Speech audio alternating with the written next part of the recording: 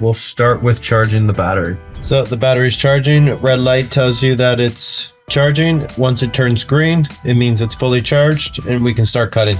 All right, let's install this battery. It only goes on one way. You want to hear a nice click. Hold down this red power button. You'll see a green indicator light telling you it's on.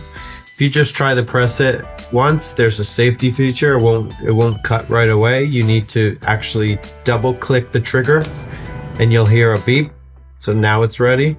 So simple operation. If you hold down the trigger and you hear a beep, it gives you a closer diameter cut for quicker cuts.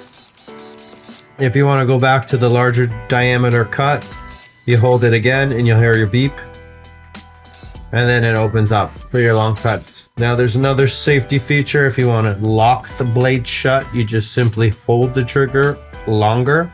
So you'll hear a double beep.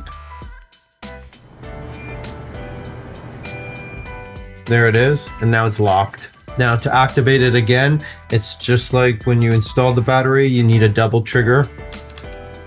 There you go, and you can start cutting. There is an oil port right here where you can place some of your oil, and you could put some on the shear blades as well for a smooth cut. You can press this oil cap here and the oil goes into the bearings. And to turn off the power shears, you can simply hold down this red button and then your light turns off and you're good to go.